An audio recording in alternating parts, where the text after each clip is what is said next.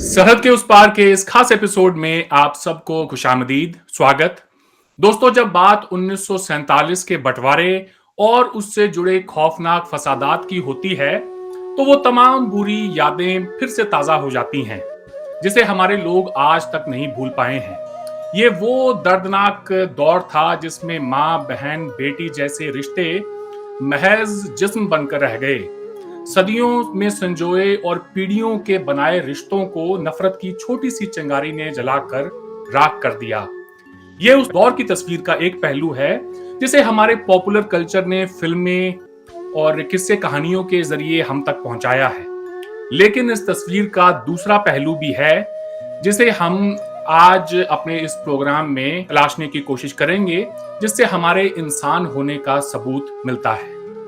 आज के प्रोग्राम में उन्हीं लोगों पर लिखी हुई एक किताब के हवाले से बात करेंगे जिन्होंने अपनी जान पर खेलकर बेगुनाह लोगों की जानें बचाईं। ये वो लोग हैं जिनका जिक्र हमारे इतिहास के पन्नों में दब कर रह गया है। आज उन्हीं की जिंदगी पर लिखी हुई ये किताब, जिसका नाम है ह्यूमैनिटी अमिड्स्ट इंसैनिटी ड्यूरिंग इंडो पाक पार्टीशन, इसके हवाले से बात करेंगे। इस किताब के जो तीनों ऑथर्स हैं उन्होंने हमें ज्वाइन किया है। इस किताब का जो सेकंड एडिशन है वो अगले महीने अक्टूबर में पब्लिश होगा, तो इससे अच्छी टाइमिंग हो नहीं सकती थी कि हम इस बुक के ऊपर कोई डिस्कशन करते। आइए सबसे पहले हम स्वागत करते हैं सरहद पार से हमारे मेहमानों का। हमें ज्वाइन किया है ताहिर मलिक साहब ने। आप पाकिस्तान के जाने माने जर्नलिस्ट हैं। जीएनएन न्यूज पर आपका बड़ा एक दिलचस्प प्रोग्राम खबर है आता है। ताहिर साहब, आपका प्रोग्राम में खैर मकदम है। थैंक यू जी, थैंक यू वेरी मच। हमारे दूसरे मेहमान हैं अली फारूक साहब। आप भी एक जर्नलिस्ट हैं और इस किताब के ऑथर हैं। आपका भी प्रोग्राम में खैर मकदम है जी। शुक्रिया जी, थैंक यू, बहुत शुक्रिया। भारत से हमारे मेहमान हैं इस किताब के तीसरे ऑथर त्रिदिवेश सिंह मैनी जी। आपका भी प्रोग्राम में स्वागत है। शुक्रिया जी। ताहिर साहब, मैं सबसे पहले आपकी तरफ आता हूं और आपसे जानना चाहूंगा कि आप इस किताब में किस सैनिटी की बात कर रहे हैं। बात जब पार्टीशन की होती है और उससे जुड़े जितने भी तमाम किस्से होते हैं, लोगों की दिलचस्पी तो इनसेन किस्सों में ज्यादा है। हमने हमारी फिल्मों में और किस्से कहानियों में मारकाट ही सुनी है, तो आप किस सैनिटी को यहाँ पर लोगों को बताने की कोशिश कर रहे हैं? शुक्रिया जी, it's a really honour to be here. मैं समझता हूँ कि आपका जो पहला ही सवाल है खासा बड़ा फिलोसॉफिक है और मैं कोशिश करूंगा बड़े थोड़े टाइम में अपना इस पे एक्सप्रेशन दूं। मेरी अपनी बर्थ अर्ली 60s की है और मैं वो जनरेशन हूँ जो 3-4 साल का था जब 65 की वॉर हुई है। तो मैं उसी एक 47 का जो कह लें आप हिस्ट्री थी या एक फीडबैक थी, मैं उसमें पैदा हुआ कि ये डिवीजन हुई, क्योंकि I was born in Lahore. तो लाहौर आपको पता है 20 किलोमीटर 22 किलोमीटर है सरहद से। तो मैं सारी वो मैंने कलेक्टिव वो जो थी ना हेट्रेड मेरे किस्से में आई कि मेरी जो लुक्स थी वो थी कि मैं भी फौज में जाऊंगा और मैं भी कश्मीर लूंगा, मैं भी इंडिया से लड़ूंगा। तो मेरे सीन में ऐसे हो गया कि जैसे कोई जो सरदार होगा वो 47 के किस्से इतने मैंने सुने थे कि हमारी बेटियों को अगवा किया गया, हमारे भाइयों को मारा गया। नेचुरली हमें जो स्टोरी मिलती थी उसमें 90% कसूरवार हिंदू या सिख थे, मुसलमान 5 या 4%। हमारी फिल्म जो बनाई थी कलेक्टिव कॉन्शियसनेस की, उसमें बड़ा छोटा हमारा रोल था। तो मेरी कहानी शुरू होती है कि मैं अपना जब इंडिया गया एज ए जर्नलिस्ट, वो बड़ी लंबी कहानी हो जाएगी। आई हैव दी ऑनर कि मैं जब जिस एज ए जर्नलिस्ट गया तो वो वहां जाके मुझे लगा मेरे ज़हन में वही चल रहा था कि ये गैर इंसान है, इनसैनिटी है, इन्होंने खून बहाया है, इन्होंने औरतों को उठाया है, इन्होंने बेहुरमती की है। क्योंकि मेरा तो केस बड़ा सादा था, हम तो बड़े अच्छे हैं, हम तो मुसलमान हैं, हमारी तो तलीमत बड़ी अफजल है। तो हालांकि मैं वेल एक्सपोज हूँ, अमेरिका से पढ़ा हूँ, अमेरिका में रहता हूँ, वहां पे भी जर्नलिज्म किया, मगर मेरा माइंड सेट वहीं का वहीं था। तो मुख्तसर जब मुझे लगा कि वो तो मेरी तरह ही खाते हैं, मेरी तरह ही वो पंजाबी में गाली निकाल देते हैं, मेरी तरह ही उनके गुस्से हैं। तो जब मैंने बताया उनको तो फिर मुझे थोड़ी सी, आप शायद इसको ये ना समझे कि मैं पंजाबी बात कर रहा हूँ, क्योंकि एक्सपीरियंस पार्टीशन का पंजाब से था। तो जब एज ए पंजाबी में उनसे मिला तो मुझे ऐसे लगा कि हम दोनों पंजाबों में कहीं ना कहीं पेन है कि यार हमने क्या किया। वहां से मैं तुम से हम बन गया। मुझे लगा कि नहीं यार, ये इंसान का इशू है, ये हिंदुस्तान पाकिस्तान सिख ईसाई का इशू नहीं है। फिर मुझे ये समझ आई सिविलाइजेशन की कि सिविलाइजेशन में बीस्ट भी है और ब्यूटी भी है। ये नहीं हो सकता कि कोई सिविलाइजेशन 100 में से 100 जानवर बन जाए, अपनी हमसाइयों को जिनको वो बेटियां कहते थे उनको बेहुरमती उनकी कर दें, वो जिनको अपना रिश्तेदारों की तरह उनको घरों में बुलाते थे उनकी गर्दनें काट दी। ये किस तरह हो सकता है? तो that was the idea behind this book. जब मैं इंडिया गया, मेरा जब वहां पे लोगों से एक्सपीरियंस हुआ, तो मुझे कहानियां ऐसी भी मिलनी शुरू हो गई। फिर मुझे समझ आया कि हिस्ट्री भी जो है वो उसमें भी सैनिटी नहीं है। और बड़ी एक नोन चीज है कि हिस्ट्री हमेशा ताकतवर नहीं लिखाई है, ताकतवर की एक्सप्रेशन होता है। तो मैं, क्योंकि मैं तो एक आम इंसान हूँ और I am part of the world, I am the citizen of the world, तो मैंने कहा ये मेरी रिस्पॉन्सिबिलिटी है कि मैं ये जो इंसानियत के नाम पे जो लाखों लोगों के साथ हुआ, करोड़ों लोगों ने माइग्रेट किया, और ये मौजूदा तारीख की ये सबसे बड़ी मैं समझता हूँ कि एक पेनफुल स्टोरी है कि जो लोग सदियों से एक जगह रह रहे हैं। मैं तो भी इमेजिन ही नहीं कर सकता कि दिस इज 1947 और मुझे पता लगे कि मैंने अपने बीवी बच्चों माँ बाप सबको लेके दूसरे मुल्क चले जाना। ये मेरा मुल्क ही नहीं रहा जो हजारों सालों से मेरा। मैं तो उस पेन को अभी तक रियलाइज नहीं कर सका, डाइजेस्ट नहीं कर सका, अंडरस्टैंड नहीं कर सका। तो मेरा क्वेश्चन यही था कि क्या अगर ये 100% मुसलमानों का ख्याल है कि जो इंसैनिटी हुई है दुरुस्त हुई है, अगर 100% सिखों का ख्याल है कि ये इंसैनिटी दुरुस्त हुई है, 100% सिखों का ख्याल है कि ये इंसैनिटी दुरुस्त हुई है, तो फिर मेरा सिविलाइजेशन पे बिलीव नहीं है, फिर मेरा इंसानियत पे बिलीव नहीं है। तो I am thankful to my two co-writers कि हमने वो स्टोरियां इकट्ठी की, हमने इंसान तलाश कर लिया। वो इंसान हिंदू भी था, सिख भी था, मुसलमान भी था, मगर उसमें मोहब्बत भी थी, उसमें जस्टिस भी था, उसमें गिविंग भी थी। उसने अपनी जिंदगियों का रिस्क लिया, उसने कहा इंसानियत को बचाना है। तो that was the whole idea and I am very proud being part of this humanity कि हमने इस इंसैनिटी में, इस पागलपन में इंसानों को ढूंढा।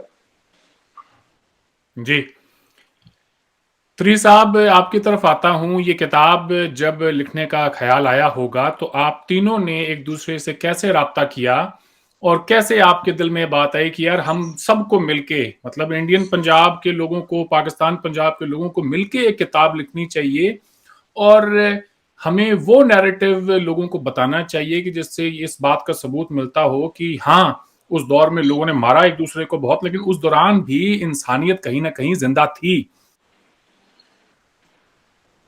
बहुत बहुत शुक्रिया, आपने मुझे मौका दिया अपने व्यूज़ पेश करने का। पहली बात यह है कि दोनों अली फ़ारूक भाई से भी और मलिक साहब से भी मेरी पहली मुलाकात हुई थी सितंबर 2006 में। वो मेरी पहली विजिट थी पाकिस्तान में। इनफैक्ट तब भी मेरी जो पहली मैंने काफ़ी पतली किताब लिखी थी, पहली जो मेरा मतलब जो रिसर्च एफर्ट था वो दोनों पंजाब के ऊपर था, और इन्होंने बहुत असिस्ट किया था उस वक्त, ताहिर मलिक साहब ने भी और अली फ़ारूक मलिक साहब ने भी उस वक्त। So we were in after that we were in constant touch. 2006 2007 में भी मतलब हमारी बातचीत काफ़ी होती रहती थी रेगुलर। और सो ये जो एपिसोड, जैसे मलिक साहब ने जो कहा था कि पॉजिटिव जो इंस्टेंसेस हैं, इसके ऊपर पहले भी काम हुआ है। बट एक मैं बात पॉइंट आउट कर देता हूँ कि काफ़ी देर तक जो राइटर्स थे, उन इवन जो मतलब they were not above, they could not escape the trauma. So Khushwant Singh जैसे हैं, वो सर्वाइवर थे पार्टीशन के, तो उन्होंने जब ट्रेन टू पाकिस्तान लिखे, उन्होंने एक डिफरेंट फॉर्म में लिखे हैं, अपने एक्सपीरियंसेस नहीं लिखे।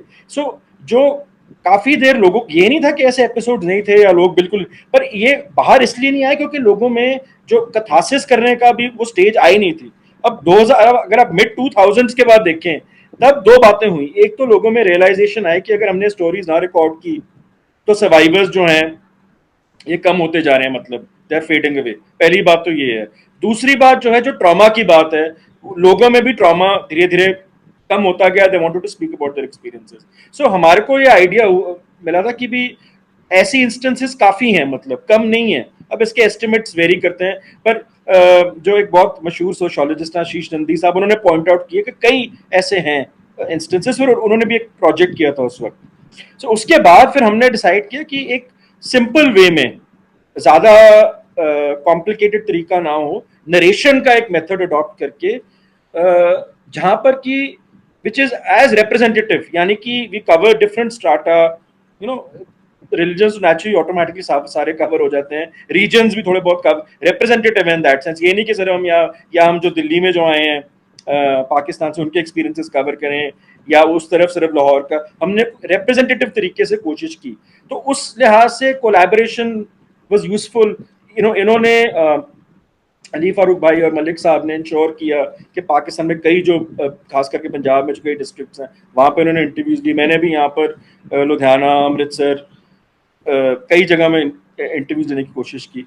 सो I think on the whole जो इसके हर किताब की अपनी कंट्रीब्यूशन होती है, बट आई थिंक जो जिस सिंप्लिसिटी से और जिस हिसाब से हमने एक और कोशिश की हमने कि जो ह्यूमन एस्पेक्ट है जो कि कई बार ओवरलुक हो जाता है जब एकेडमिक अप्रोच, ज्यादा एकेडमिक अप्रोच हो जाती है। फॉर इंस्टेंस कितना मतलब अब ये जो लोग जो आए हैं वहां से, मतलब कितनों में ये फीलिंग थी यार कि हमने तो वापस चले जाना है, थोड़े महीनों के लिए जाना है। अब वो कहा दरमियान कई लोगों ने की है बात, मतलब बात कई लोगों ने कही है, लेकिन देखने की बात यह है कि इसका देखो ना कि कई लोगों ने अपने बिलोंगिंग्स वहां पे छोड़े कि हम वापस आएंगे। कई लोगों को मतलब ये कहा कि जो पाकिस्तान का झंडा आप अनफर्ल करें, मतलब जो ह्यूमन इमोशन है, कितने सिंपल मतलब ऐसे एग्जांपल्स है पर कितना प्रोफाउंड पॉइंट है कि एक तरफ जहां पर पता था कि मतलब कि पार्टीशन हो रहा है, वायलेंस भी स्टार्ट होगी, तो दूसरी तरफ कई ऐसे लोग थे यार उन्होंने सोचा कि हम तो वापस चले जाएंगे। और ये हुआ भी है, बाद में बात करेंगे ज्यादा डिटेल में। जब 50-60 में मिले हैं, कई ऐसे केसेस हैं जहां पे लोगों ने बिलोंगिंग्स भी रिटर्न की हैं। So what explains that? जी, सही कह रहे हैं आप। उससे यही एक तस्वीर उभर कर आती है कि लोगों को कहीं ना कहीं इंसानियत पर यकीन था। इसी बात आपने जो बात की, इस बात को आगे बढ़ाते हैं, अली फारूक साहब के पास चलते हैं और इनसे ये पूछते हैं कि बंटवारे पे लिखी गई किताबों में एक बात कॉमन है कि जितने भी लोग अपने घरों को छोड़कर गए उन सब का ये ख्याल था कि ये फसादात जैसे ही खत्म होंगे, ये एक वक्ती बात है और जैसे ही ये खत्म होंगे हम अपने अपने घरों में अपनी पुरानी जिंदगी में लौट जाएंगे। तो आपने जब पाकिस्तान के अंदर इंटरव्यूज किए, बहुत सारे लोगों से बात की, तो कब जाकर उन्हें ये एहसास हुआ कि नहीं भाई ये अब हमारी नई रियलिटीज बन गई हैं और अब यहां से लौट के वापस जाना बड़ा मुश्किल हो जाएगा? जी शुक्रिया अरविंद। बात यह है कि 47 में कोई, उससे पहले 46 में कोई सोच भी नहीं रहा था कि इस तरह फसादात होंगे और इस तरीके से लोगों में आपस में लड़ेंगे, और ये सारी अंडरस्टैंडिंग मिसअंडरस्टैंडिंग हुई लीडर्स की वजह से। ठीक है, लोगों को यही होप था कि वो वापस आएंगे और अपना सामान और अपने घर बंद करके गए थे वो, और करोड़ों का सामान, मैं कहता हूँ पाकिस्तान के जो मुसलमान इधर आए, इंडिया छोड़ गए, जो इंडिया से जो हिंदू और सिख गए वो अपने घरों को बंद करके गए थे, इस होप पे गए थे कि वो वापस आएंगे। लेकिन वेरी अनफॉर्चुनेटली डर और खौफ पैदा हो गया, और इतनी बड़ी माइग्रेशन तारीख की नहीं कभी हुई, और खूनी माइग्रेशन इसको हम कहेंगे, कि इसमें ये एक नफरत पैदा कर दी उस वक्त। लेकिन उस वक्त बड़ी सख्त इस वक्त जरूरत थी कि हम तस्वीर का दूसरा रुख भी पेश करते और इंसानियत भी बताते, इंसानियत के बारे में, कि लोगों के अंदर इंसानियत थी और कॉमन हर कॉमन लोगों में थी, ख्वाह वो सिख थे, ख्वाह वो मुसलमान थे, ख्वाह वो हिंदू थे। अगर उनको आज हमने जिंदा रखने की कोशिश की है किताबों में, तो वो हीरो थे बेसिकली, जिनको हमने जिंदा रखने की कोशिश की। किताबें तो बड़ी छपी कि जी इतने इतने इतने हजार मुसलमानों को मार दिया गया, इतने हजार सिखों को मार दिया गया। इनके नाम और ये हीरोज, असल हीरोज ये थे, और इंसानियत के अलमबरदार ये थे जिन्होंने इंसानियत की खिदमत की, और बिला तफरीक होकर कई सिखों ने गुरुद्वारों में मुसलमानों को छुपाया, और कई मुसलमानों ने घरों में, मसाजिद में सिखों को और हिंदुओं को बचाने की कोशिश की और प्रोटेक्शन दी। तो असल हीरोज ये थे जिनके ऊपर ना फिल्में बनी, और फिल्में भी नफरत पे बनाई गई, जिससे नफरत हमारे में, मुसलमानों में और सिखों में और हिंदुओं में पैदा हुई। 3-4 दफा जब मैं इंडिया गया तो वहां तो मुझे सूरत हाल ही बड़ी डिफरेंट लगी। मलिक साहब हमारे साथ थे दो टूर्स में, तो बिल्कुल ही जो एक पिक्चर हमें फिल्मों में और जो मीडिया में नजर आती थी उससे बिल्कुल डिफरेंट नजर आई, कि लोग बड़े प्यार करने वाले हैं, लोग चाहते हैं, और लोगों में रिग्रेट भी है। मैंने कई लोगों से पूछा, उन्होंने कहा जी हम बड़ा अफसोस करते हैं कि ये मामला इस तरीके से हुए। आप जरूरत इस अमर की थी कि इन लोगों को हम जिंदा रखें। दूसरा एडिशन भी आएगा, उसमें भी हमने यही कोशिश की है कि इन्हीं लोगों को आगे उजागर करें और इसी को लेकर आगे चलें, बल्कि इसमें कुछ एपिसोड्स भी अगर डाल सकेंगे हम डालेंगे इसमें। जी। जी। आप ही की बात को अगर मैं आगे बढ़ाऊं ताहिर मलिक साहब, हमारी जिंदगी में हम ये देखें कि 75 साल बीत चुके हैं, लेकिन आज तक बंटवारे को लेके जो नजरिया है वो नफरत से भरा हुआ है। उसको हम जब देखते हैं तो उसमें और ज्यादा शिद्दत आई है इसी नफरत के अंदर।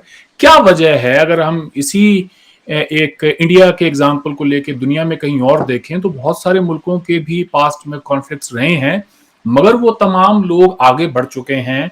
हम आज तक 1947 में ही क्यों फंसे हुए हैं? मेरा ख्याल है इसी इसका जवाब भी शायद, ये मेरी राय है, you one can disagree. I think जो पार्टीशन में जो फॉर्मेशन की गई थी वो जब यहाँ से जो इंपीरियलिस्ट या अंग्रेज गोरा गया है, वो शशि को मैं शुरू करूंगा कि आपके वो जो बड़े मशहूर कांग्रेस के अपना रिप्रेजेंटेटिव हैं, अकॉर्डिंग टू हिम, कि जब अंग्रेज हिंदुस्तान आया, जब पाकिस्तान हिंदुस्तान एक था, तो तकरीबन 26 या 25% वर्ल्ड जीडीपी जो थी ना इंडिया था। जब अंग्रेज गया तो वो 2 या 3% थी। तो आप जरा डाके का अंदाजा लगाएं, जो इस ग्रेट जो सिविलाइजेशन के जो अपना मामे बनते हैं, उन्होंने उनका डाके का अंदाजा लगाएं कि उन्होंने किस तरह डाला और किस तरह यहाँ से रिसोर्स ले गए। इवन के वो कोहे नूर का हीरा भी जो सर पे मलका के होता है, वो जिस शहर का मैं पैदा हुआ वहां से गया हुआ है। वो उसकी मतलब मैं एक सिंबॉलिकली बात कर रहा हूँ। मैं जो बात कर रहा हूँ कि इसकी बुनियादों में ऐसी नफरत डाली गई थी, और मेरी अपनी अंडरस्टैंडिंग है कि ये जो फसाद आता है that was also by design, कि अगर ये नहीं होंगे तो ये इसी तरह 75 साल नहीं गुजरेंगे। क्योंकि जब मैं ह्यूमन लेवल पे गया तो मुझे रियलाइज हुआ कि इंसान तो अल्टीमेटली इंसान है। जब मुझे ये समझ आएगी कि आप मेरे लिए हिंदू है, मुझे कोई प्रॉब्लम नहीं, आप अपनी इबादत करें, आपके नजरियात आपके हैं, मेरे मेरे हैं। आप भी मेरी तरह सांस लेते हैं, आपको भी अपनी बेटी प्यारी लगती है, मुझे भी अपना भाई अच्छा लगता है, आप भी अच्छे मौसम को एंजॉय करते हैं। तो जब आप मिलते हैं ना एक दूसरे से, तो आपको रियलाइज होता है सब कॉन्शियसली, यार व्हाट इज द डिफरेंस। तो इन इन रियासती ढांचे में वो जो दोनों ने, मेरा ख्याल है, जो गलती की है, जो अल्लाह करे कि अब मेरा अब टाइम आ रहा है, मैं आगे जाके बोलूंगा, मेरा ख्याल है दोनों रियासतों ने ये एक एक ये भी एक वर्ल्ड वाइडली फिनोमिना है कि जहां पे हमने नेशनलिस्ट रियासतें बनाई हैं, तो नेशनलिज्म ने बड़ा कुछ दिया है लोगों को, मगर नेशनलिज्म ने बाज़ औक़ात उसकी जरूरत होती है कि एक एनिमी बना दो। जिस तरह पूरी दुनिया में भी हमेशा कंपनी की मशहूरी के लिए उसामा को बनाया जाता है। मतलब कहाँ दुनिया की माइट और एक उसामा, वो सारी दुनिया उससे खौफजदा रहती है। कभी चेगा बहरा आ जाता है, कभी मोजे तंग आ जाता है, कभी होची मैन आ जाता है, कभी खमीनी आ जाता है। वैसे ज्यादा सप्लाई मुसलमान ही करते हैं। तो पॉइंट ये है कि कोई ना कोई एनिमी हम बना देते हैं, दुश्मन। वो बहू आ गया, पंजाबी दो भी पंजाबी ने, तुसी भी समझो, बहू आ गया बहू। तो मुझे लगा कि ये दोनों रियासतों ने बजाय के अकल से चलते कि यार मेरा सबसे बड़ा दुश्मन तो गुर्बत है, मेरा सबसे बड़ा दुश्मन तो मेरा वो बच्चा है जो गलियों में ढूंढ रहा है, जो इसके पास एजुकेशन नहीं। ये प्रायोरिटी की बात है सारी। जिस दिन पाकिस्तान की रियासत और भारत की रियासत को ये समझ आ गई कि हमारे एक दूसरे से बड़े दुश्मन है, गुर्बत है, अनएम्प्लॉयमेंट है, 10,000 चीजें हैं, तो ये अकल खुद बहुत आ जाएगी। मगर जब ये रियासतें दोनों बनी तो इनकी अना में ये चीज डाल दी गई कि आपने एक दूसरे की जो एक्सेप्टेंस है ना, वो आपके लिए सरेंडर होगा। और क्योंकि पाकिस्तान की प्रॉब्लम ये है कि पाकिस्तान तो 60% पंजाब है, और पंजाब में जो हुआ वही किताब है। तो जो जो उसको कहानियां आपको मिली, जो मीडिया ने आपको बताया, वो जनरेशन ने आपको जो एक्सपीरियंसेस दिए, वो they will take their time. मेरा नहीं ख्याल आप ह्यूमन हिस्ट्री में 50 साल कोई लंबा अरसा है। ह्यूमन हिस्ट्री जो हम्म। है उसकी स्पीड बड़ी आहिस्ता होती है, वो बहुत स्लो चलती है। ह्यूमन ब्रेन तेज चलता है। जिस तरह हम 4 बंदे इकट्ठे होकर सोच रहे हैं कि यार कहाँ, वेयर इज द पीस, ये हम इंडिविजुअल सोचता है इस तरह। हिस्ट्री जो सोसाइटी है कलेक्टिवली बहुत स्लो चलती है। बट 1 मिनट में और लूंगा, मैं 100% श्योर हूं कि सैनिटी हैज टू प्रिवेल। आप जितना मर्जी करें कि इंडिया में बड़ा फंडामेंटलिज्म आ गया, पाकिस्तान में आ गया, मगर एक गल याद रखना, ढिड तो बड़ा फंडामेंटलिस्ट कोई नहीं है। तो पाकिस्तान और इंडिया को अल्टीमेटली ये भूख है, ये जो पेट है ना, एक दूसरे के करीब लाएगा। हमने भी मुसलमान रहना, आप भी हिंदू रहे, आप भी ईसाई रहे, जो रहना है सिख रहे, कोई किसी को मसला नहीं है। अल्टीमेटली वो कहानी आगे रोटी तो मुकनी है। इसी से जुड़ा एक सवाल और ले लें। आपकी किताब को जब मैंने पढ़ा तो मुझे एक बात समझ में आई कि बंटवारे के फौरी बाद जब इंडिया पाकिस्तान के दरमियान कोई क्रिकेट के मैच हुए या फिर कोई हॉकी का मैच हुआ, तो वो तमाम लोग जिन्होंने पार्टीशन के फसादात को ना सिर्फ बर्दाश्त किया, अपने घर में उन्होंने बहुत सारे लोगों को की जो जान है वो भी जाते हुए देखी, लेकिन बावजूद इसके वो लोग जब गए, कोई कोई जो पाकिस्तान से आया था वो वापस पाकिस्तान गया, या पाकिस्तान के अंदर जो इंडिया से माइग्रेट करके आए थे, जब वो अपने घरों में गए, मैं बात कर रहा हूँ 47 से लेके ये जो 60 तक का दौर है, ये जो 15 साल ऑलमोस्ट आप कह लें, तो उन लोगों में इतनी गुंजाइश थी कि जब वो वापस गए तो उनको दोबारा किसी ने फिर मैली आंख से नहीं देखा, उनको परेशान नहीं किया। जो कोई अपने घरों में गया, लोगों ने उनका इस्तकबाल किया, लोग गले लग के रोए। तो मैं जब ये देखता हूं कि जी उस वक्त जिन लोगों के हाथों ये मारकाट हुई है और अपने जो उनके जो हमसाए हैं उनके कत्ल तक हुए हैं, वो लोग एक दूसरे से 15 साल के अंदर उनका मिलना जुलना दोबारा शुरू हो गया सब कुछ। आज अगर कोई मसलन कोई पाकिस्तान से इंडिया आ जाए या इंडिया से पाकिस्तान ही चला जाए, तो सोशल मीडिया पे उनको गालियां दे दे के लोग कहते हैं तुम वहीं क्यों नहीं बच जाते, लोग तुम आए क्यों हो। तो वो ये नफरत तो वक्त के साथ कम होनी चाहिए थी, इसमें इजाफा हुआ है। तो ऐसा क्या है जब लोग, बहुत सारे लोग ये कहेंगे कि जी ये फॉल्स इक्विवेलेंस है, कि अगर ये सारे मामला जो है 65 की जंग के बाद धीरे धीरे एक एक करके खराब होते गए हैं, क्या कहेंगे आप उन्हें? ये देखें ना, ये सिंपली फेलियर ऑफ डेमोक्रेसी है। ये दुनिया में ये जो डेमोक्रेसी का हमने शोर डाला, मैं अभी भी समझता हूँ कि हमारे पास ऐसा कोई सिस्टम नहीं है जो साइलेंट मेजोरिटी को आगे ले गया। देखिए ना, अब आप भी एक इंडियन है, तेरी एक इंडियन है। अब जिस तरह ये मीडिया का एक बहुत बड़ा फ्लॉ है जो पूरी दुनिया में है, मसलन एक साइकोलॉजिकल साइकोपैथ, एक बंदे का डिसऑर्डर है एक इंसान का, तो अपनी बेटी से उससे कोई बेहुरमती कर देता है। तो यार इसका मतलब है दुनिया में जो 1 बिलियन बाप है वो सारे डर जाए, ये सारी बेटियां डर जाए। Disorder is disorder. मीडिया ने जो सबसे बड़ा जुल्म किया है ना, वो प्रपोर्शन नहीं है। अगर 5 बीमार इंसान कहते हैं कि मेरा दुश्मन इंडिया है, मेरा दुश्मन मेरी अनएम्प्लॉयमेंट नहीं है, मेरा दुश्मन मेरी गुर्बत नहीं है, मेरा दुश्मन, मैं पाकिस्तानी एंगल से बात कर रहा हूँ, मेरा दुश्मन सैलाब नहीं है, मेरा दुश्मन फूड की कमी नहीं है, मेरा दुश्मन मेरी जो बेटियां प्रेग्नेंट है उनकी खून की कमी मेरा दुश्मन नहीं है, मेरा दुश्मन पोलियो नहीं है, मेरा दुश्मन इन्वायरमेंट नहीं है, तो मेरा दुश्मन इंडिया बैठा है।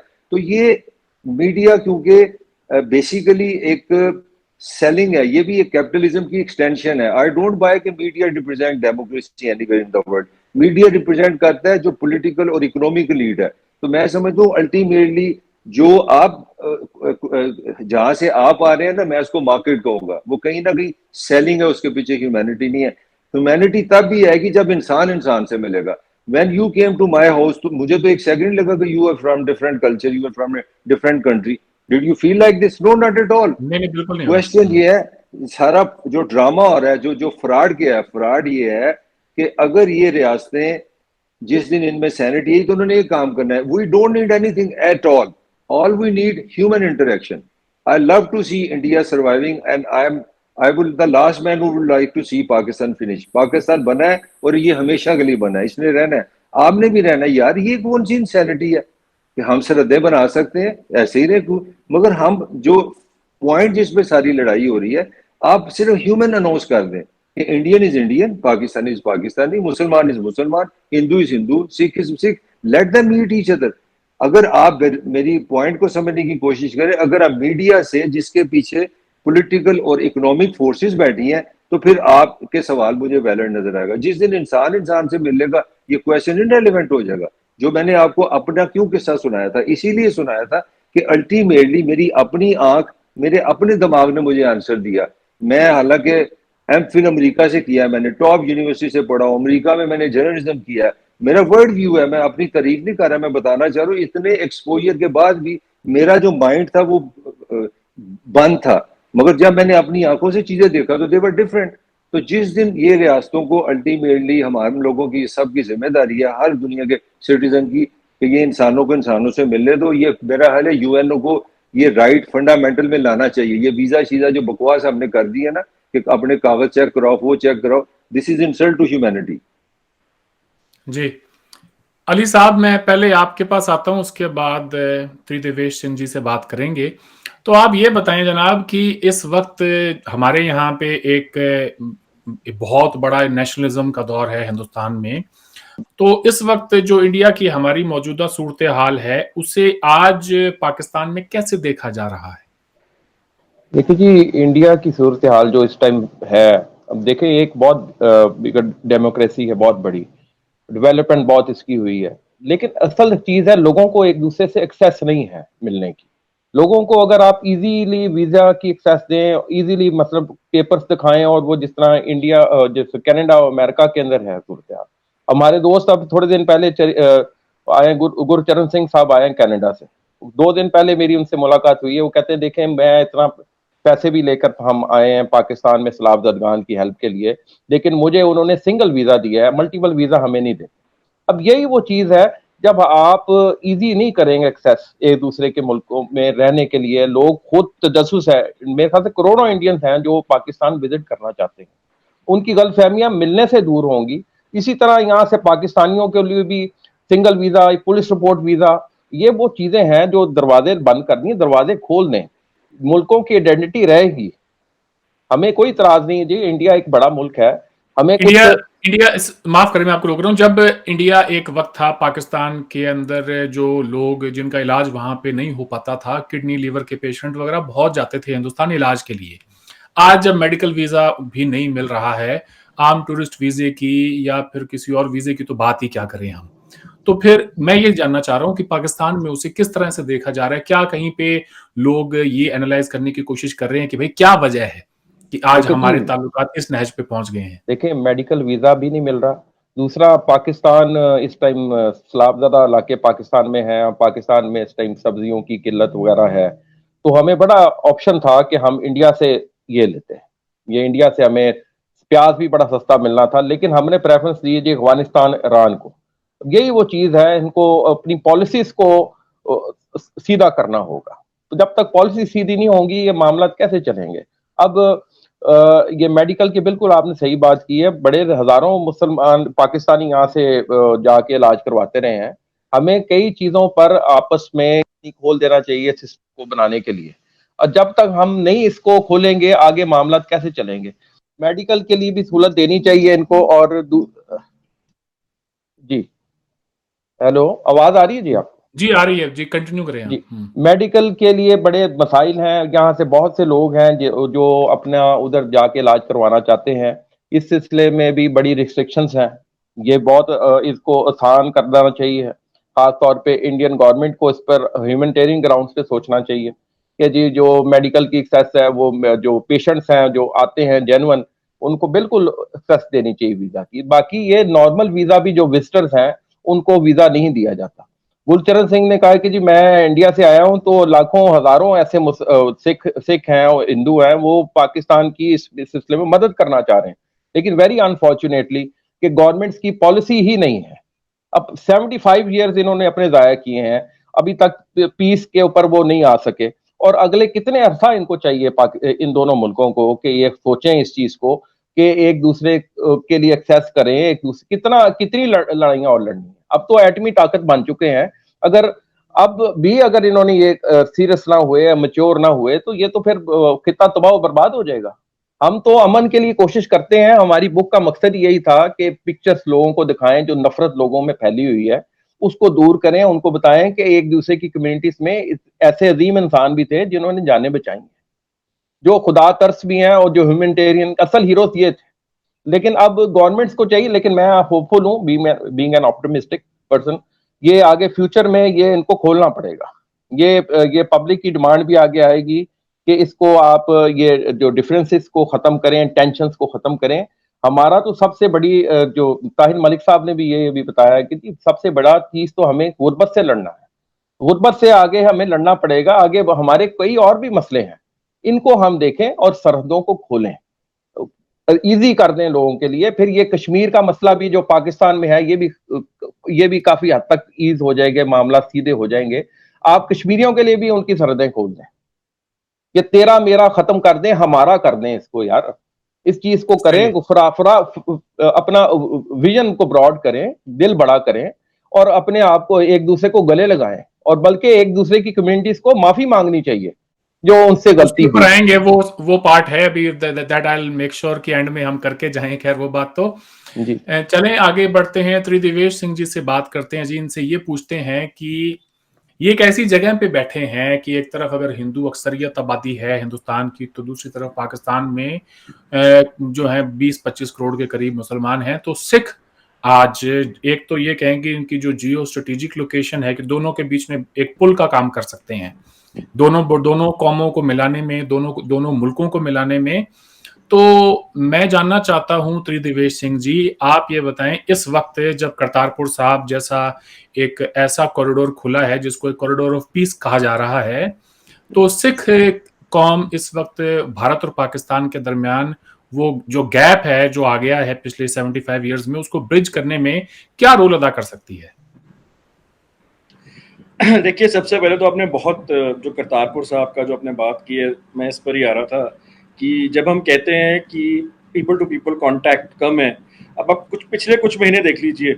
एक तो जो कॉरिडोर खुला है, जो श्रद्धालु हैं, जो पिलग्रिम्स हैं, एक तो वो तो नेचुरली उनको तो बेनिफिट हुआ ही है, पर काफ़ी फैमिलीज जो है रियूनाइट हुई हैं कॉरिडोर के थ्रू। और सिर्फ सिख फैमिलीज नहीं रियूनाइट हुई, दोनों तरफ से अलग अलग, मतलब कुछ केसेस में जैसे उस तरफ से सिंध से थी एक फैमिली, इस तरफ से इंदौर से थी।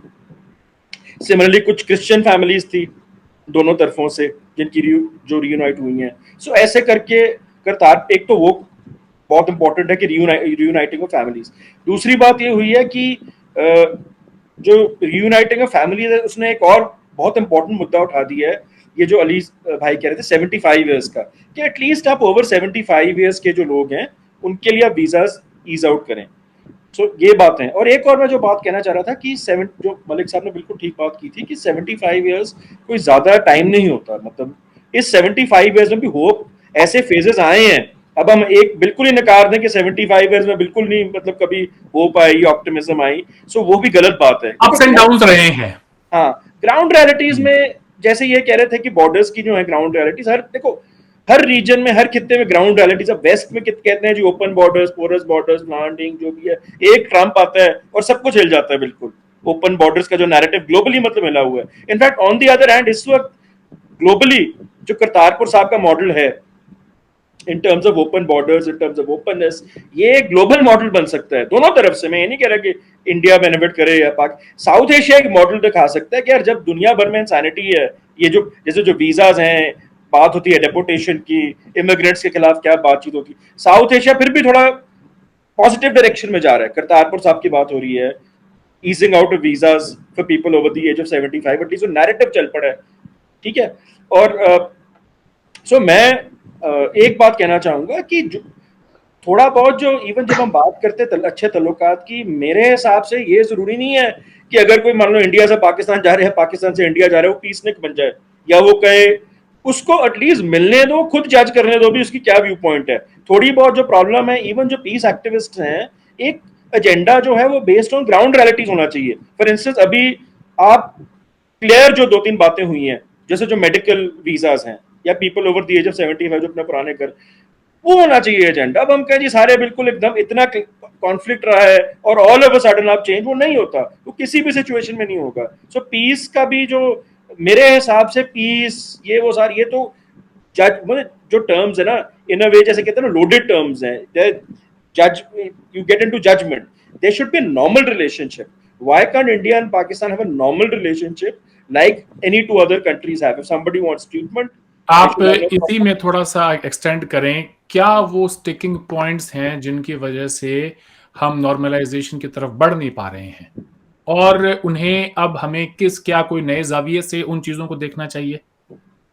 नहीं, जैसे मैंने कहा कि कई जो ग्लोबल जियोपॉलिटिकल डेवलपमेंट्स है ग्लोबली दुनिया भर में, उसका इम्पैक्ट पड़ता है इस खित्ते के ऊपर, ठीक है। एक और हम रियलिटी देखें कि अगर हम दोनों तरफ अगर पंजाब को छोड़ दें या जो और बॉर्डर रीजन है, राजस्थान और सिंध जैसे, ये नहीं है कि सिर्फ कि कोई ये नहीं चाह रहा कि अच्छा, हर बंद जो इकोनॉमिक इंटरेस्ट हैं, ultimately Punjab for instance, Punjab के लिए तो नेसेसिटी है, इवन पाकिस्तानी पंजाब हो, और इस तरफ भी जो इकोनॉमिक इंटरेस्ट, ट्रेड, जो टूरिज्म बढ़ने से जो मतलब दोनों तरफ बेनिफिट होता है हमारे, तो इन बॉर्डर स्टेट्स के लिए नेसेसिटी है। दूसरों के लिए ये है कि उनके पास ऑप्शंस और हैं। जब तक एक ये ओवरवेलमिंग मास मूवमेंट नहीं बनती कि बेटर रिलेशनशिप हो या नॉर्मल रिलेशंस हो, या जब तक प्रेशर नहीं बनता, जैसे अली साहब कह रहे थे कि जैसे फ्लड्स हैं वहां पर, अब नेसेसिटी होगी थी एसेंशियल कमोडिटीज लेनी है, एग्रीकल्चर। सो ये अपॉर्चुनिटीज आती हैं। और जो फाइनल बात मैं कहता हूं, जब ग्लोबल जियोपॉलिटिकल सिचुएशन बनेगी ऐसी, तो अल्टीमेटली दोनों को ये रियलाइजेशन होगी। जैसे इंडिया को भी जब तक आफ्टर ऑल नेबरहुड में अच्छे तल्लुकात चाहिए सारे नेबर्स के साथ, इंक्लूडिंग पाकिस्तान, मैनेजेबल रिलेशंस तो चाहिए कम से कम। Similarly Pakistan can not only be dependent on other countries which have no stake in this region at all.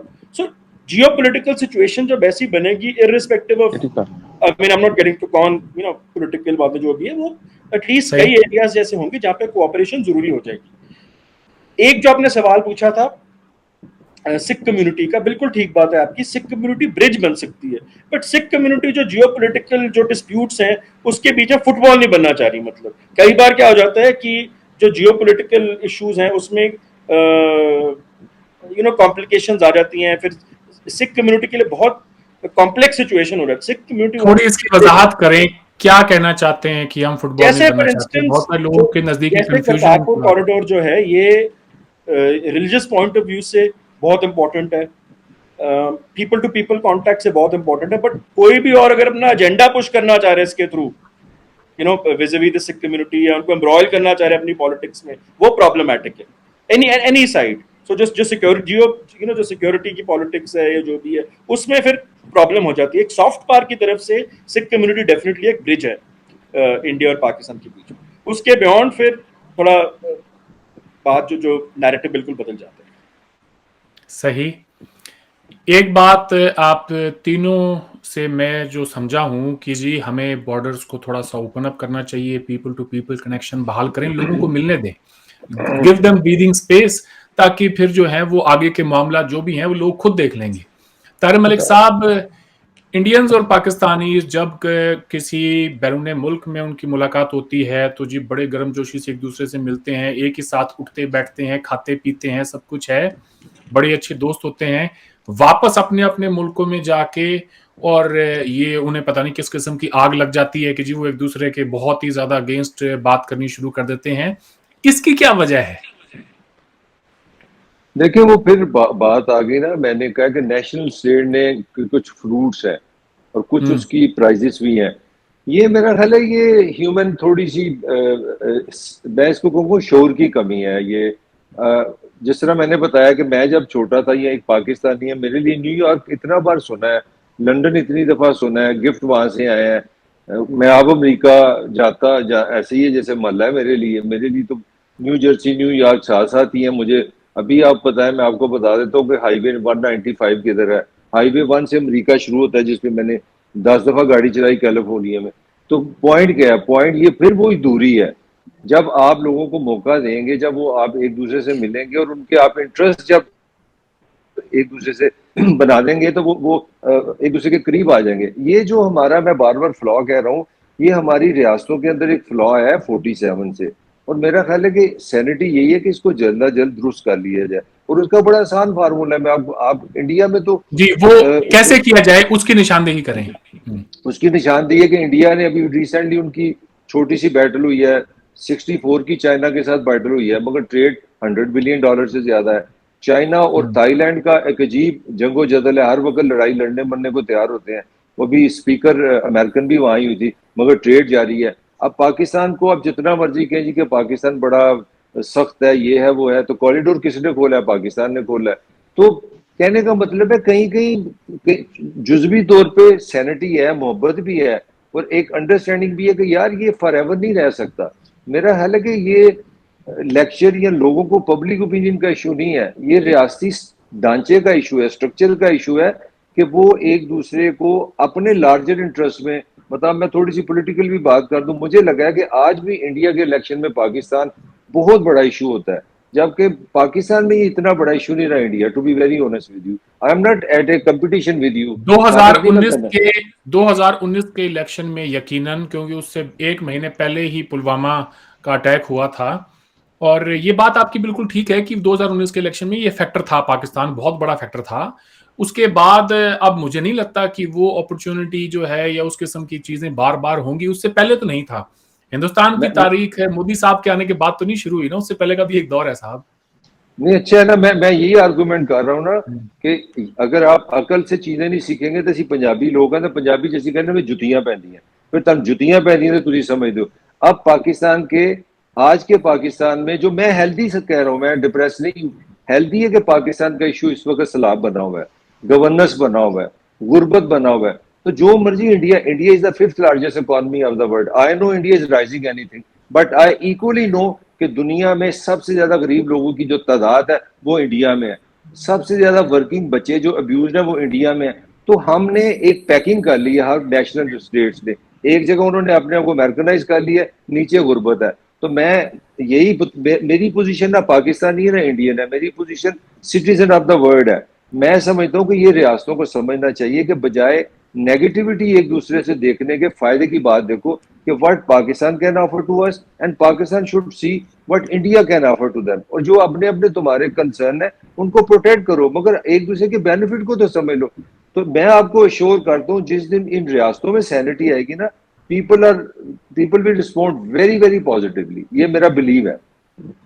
जी अरविंद साहब, मैं एक हम चीज ये ऐड करना चाहता हूँ अच्छा प्लीज आप ऐड कर लें प्लीज।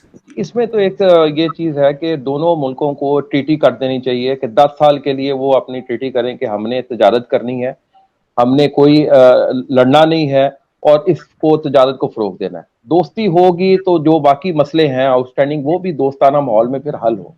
पहले तो ये सबसे पहले ये, दूसरा ये कि जो फिल्में बनती हैं नफरत अंगेज इंडिया की साइड पे भी और पाकिस्तान की साइड पे अगर बनती हैं तो वो भी उस और यानी गवर्नमेंट को पॉलिसी बनानी चाहिए दोनों मुल्कों की कि ऐसी फिल्में ना बनाएं जो नफरतें पैदा करें। और मतलब कहने का कि कम से कम इतनी भी वो नहीं है। तीसरा ये इनको चाहिए इंडियन हुकूमत को कि पाकिस्तान की क्रिकेट टीम से अपनी टीम दोनों के मैचेस होने चाहिए। उस मैचेस में ये होगा कि दोनों मुल्कों के जो टीमें हैं एक दूसरे के मुल्क जाएंगी, वहां की शायकीन को भी आप वीजा दें।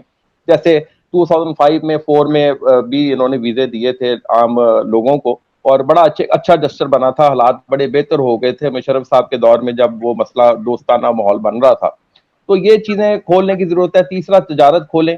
अभी भी पाकिस्तान में अगर इंडिया की चीजें आ रही हैं तो वाया दुबई आ रही हैं, ये कैसी अजीब बात है। यानी वो बहुत महंगी कीमत पे चीजें हम पाकिस्तान में पहुंच रही हैं। पाकिस्तान में जब चीजें इंडिया की पहुंच रही हैं तो क्यों ना बॉर्डर के जरिए यहाँ से आप लें आप इसको, ये चीजें कंट्रोल करें। तीसरी या चौथी आखिरी चीज मैं जरूर कहूंगा कि मीडिया को भी थोड़ा सा अपना रोल अदा करना पड़ेगा कि ये हर वक्त अगर हम इंडियन मीडिया को देखें तो ऐसा रहता है जैसे कोई जंग लगी हुई है और वो एक नफरत फैलती है, खास तौर पे इंडियंस में। फिर ये गलतफहमी फैलती है कि प्रोपेगेंडा हो रहा है, ये 100% ठीक है। पाकिस्तान इतने भी बुरे नहीं, पाकिस्तानी वो प्यार मोहब्बत के करने वाले लोग हैं। आप तो खुद भी आए हैं पाकिस्तान, आपने खुद देखा है, तरी भी आए हैं और ये सारे समझते हैं इस चीज को, बल्कि आपका दिल दोबारा चाहेगा पाकिस्तान आने को। इतने हम प्यार करने वाले लोग हैं। ये मिसअंडरस्टैंडिंग दूर करनी चाहिए और ये पॉलिसी बनानी चाहिए हुकूमत को। जी बिल्कुल आप ठीक कह रहे हैं जी। वाकई में मैंने कम से कम खुद ऐसी कोई नफरत नहीं देखी। जहाँ कहीं भी गया हूँ हर किसी ने बड़े गर्मजोशी से मेरा इस्तकबाल किया और मैं अच्छी यादें लेके लौटा हूँ इस उम्मीद में कि फिर कभी दोबारा जाके उनसे मुलाकात होगी। आपने 2004 की और ये गेम्स की और ये सारी बातें की, तिनका तिनका करके हमारे जैसे लोग जो हैं ये अमन का घोंसला बनाते हैं। एक कोई छोटा सा दहशतगर्दी का अटैक हो जाए यहाँ वहाँ और फिर जो है हम 10 साल 15 साल पीछे चले जाते हैं।